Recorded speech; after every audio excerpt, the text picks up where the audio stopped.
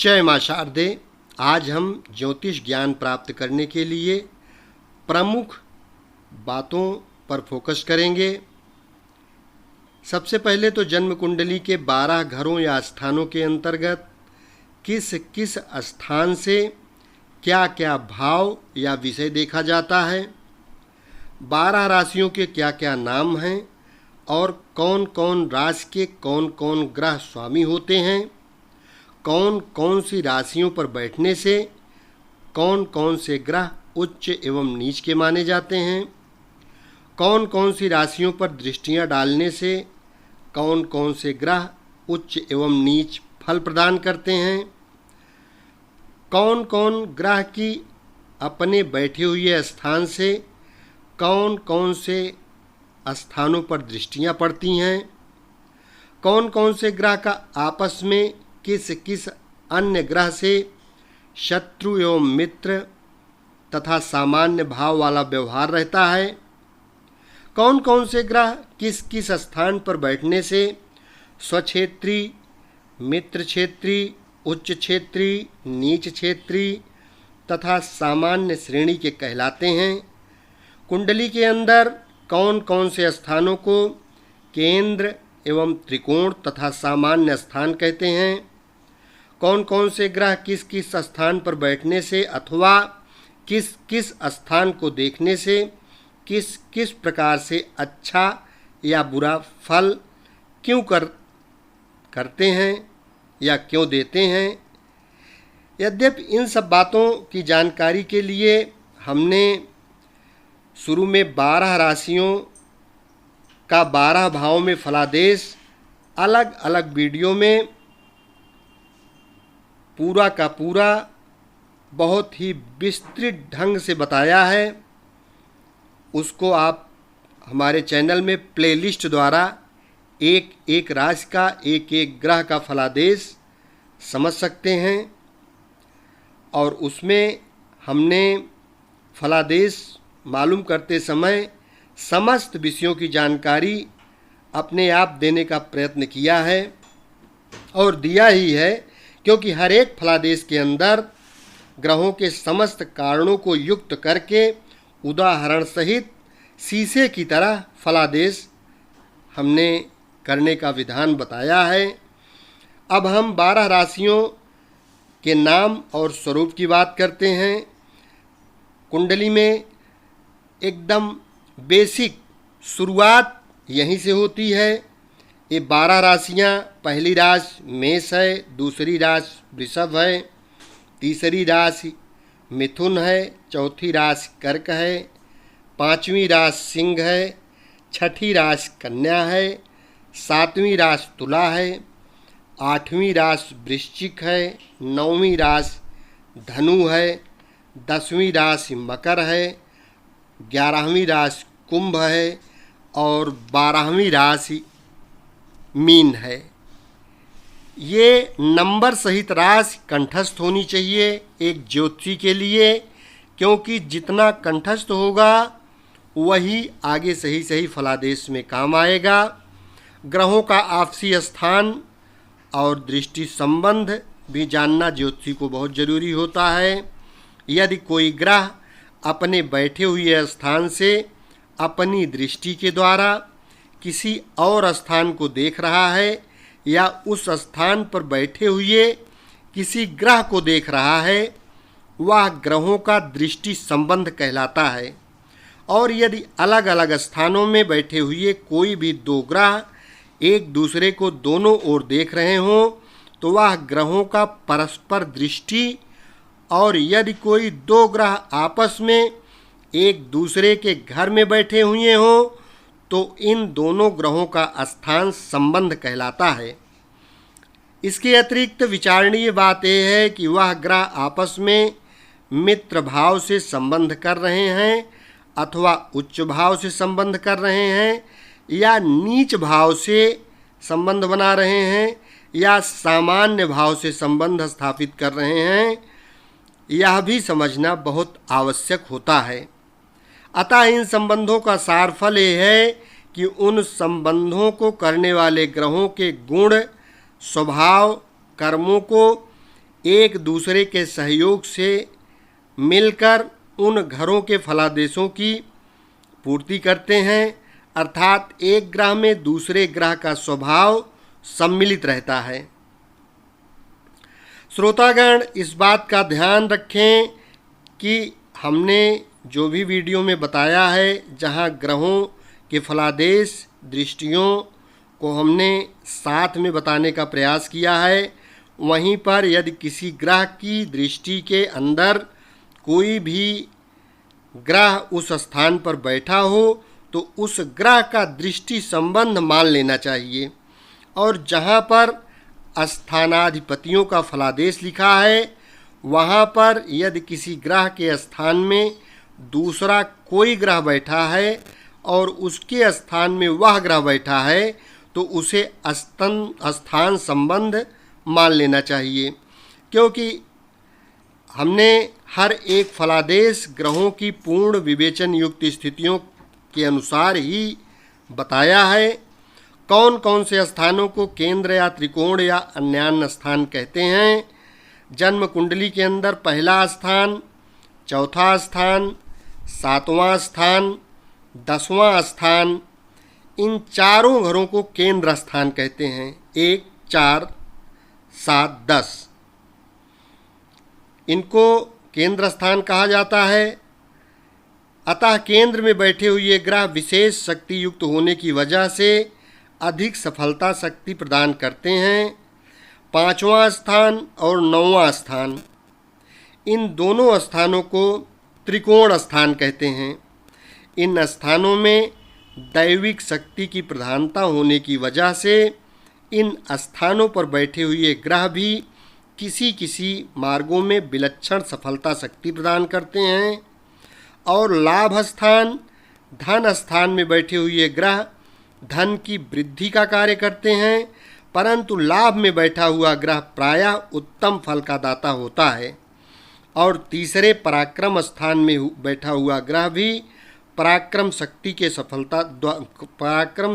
के द्वारा सफलता प्रदान करवाता है, इसलिए यह स्थान भी उत्तम है। और छठें स्थान, 8वें स्थान, 12वें स्थान, इन तीनों स्थान में बैठे हुए ग्रह परेशानी उत्पन्न करते हैं, क्योंकि छठा घर शत्रु का घर होता है, 8वां घर मृत्यु का घर होता है और 12वां घर खर्चे का घर माना जाता है होता है।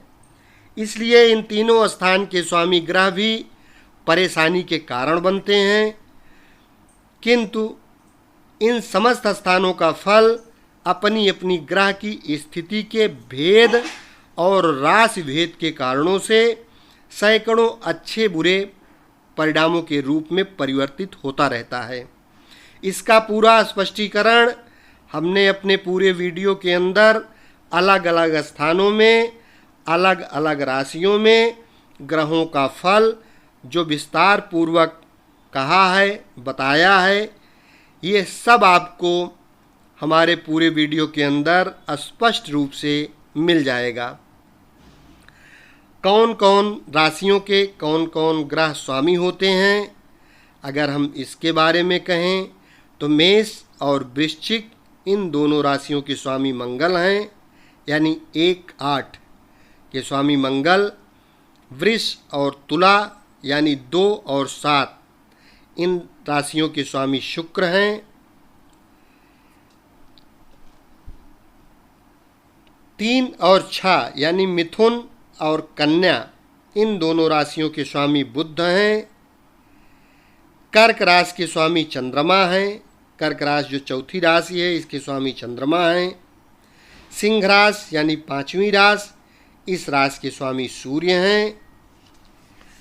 धनु और मीन यानी 9वीं और 12वीं इन दोनों राशियों के स्वामी गुरु हैं। 10 और 11 यानी मकर और कुंभ इन दोनों राशियों के स्वामी शनि हैं। कौन कौन ग्रह की कौन कौन से स्थानों पर दृष्टियां पड़ती हैं, इसके बारे में अगर हम बताएं तो सूर्य अपने बैठे हुए स्थान से 7वें स्थान को देखता है। चंद्रमा जहाँ बैठा है अपने बैठे हुए स्थान से 7वें स्थान को देखता है। मंगल जिस स्थान पर बैठता है उस अपने बैठे हुए स्थान से 7वें भाव को, चौथे भाव को, 8वें भाव को, यानी तीनों स्थानों को देखता है। बुध जहाँ भी कुंडली में बैठता है उस अपने बैठे हुए स्थान से 7वें स्थान को देखता है। गुरु कुंडली में जिस भाव में बैठता है उस अपने बैठे हुए स्थान से 7वें स्थान को देखता है, 5वें स्थान को देखता है और 9वें स्थान को देखता है, यानी इन तीनों स्थानों को देखता है। शुक्र जिस भी भाव में बैठता है वह अपने बैठे हुए स्थान से 7वें स्थान को देखता है। शनि जिस भी भाव में बैठता है, कुंडली के जिस भी भाव में शनि बैठता है अपने उस बैठे हुए स्थान से 7वें भाव को देखता है, तीसरे भाव को देखता है और 10वें भाव को देखता है, यानी इन तीनों भावों को एक जगह से ही बैठकर देखता है। इस प्रकार से ग्रहों की दृष्टि के बारे में आप समझ सकते हैं। ग्रहों की अवस्था, अंश, उदय, अस्त एवं वक्री, मार्गी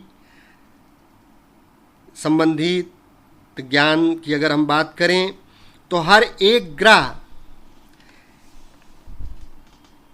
स्थित राशि के अंदर कुछ अगर देखा जाए तो कुल मिला के 30 अंश होते हैं।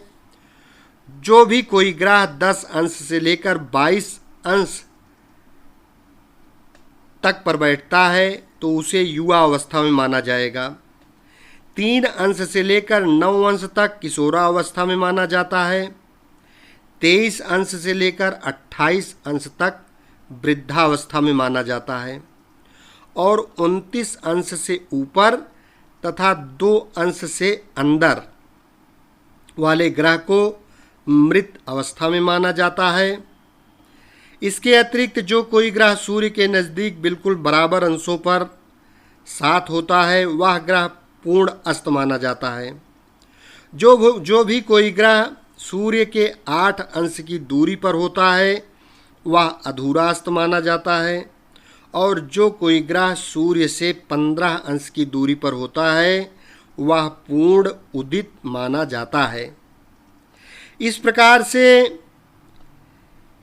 इन संबंधों में यह स्पष्टीकरण है कि जो कोई ग्रह युवा अवस्था वाला होता है वह उदित है, वह ग्रह अपनी शक्ति के अनुसार पूर्ण रूप से फल प्रदान करता है और जो भी कोई ग्रह किशोरावस्था एवं वृद्धावस्था में होता है वह कुछ कमजोरी के साथ अपना फल प्रदान करता है और अधूरे अस्त वाले ग्रह भी कुछ कमजोरी से युक्त फल प्रदान करते हैं।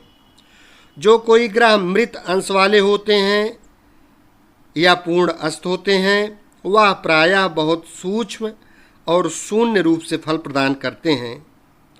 जो भी कोई ग्रह मार्गी होता है वह सीधे रूप से अपने स्थानानुसार फल प्रदान करता है और जो कोई ग्रह वक्री होता है वह अपने स्थान से पहले स्थान की स्थिति का भी ध्यान रख करके उल्टा चलने के कारण से एक सी रफ्तार का फल प्रदान नहीं कर पाता। इस प्रकार से यह जो भी जानकारी हमने आपको वीडियो में दिया है वो पूर्ण रूप से टेस्टेड एंड प्रूव्ड है। कौन कौन सा ग्रह किस किस अवस्था का होता है इसके बारे में हमने आपको बता दिया। 12 घरों के स्वामी ग्रहों का नाम अगर हम समझना चाहें तो पहले स्थान के स्वामी को देहाधीश कहा जाता है और लग्नेश भी कहा जाता है।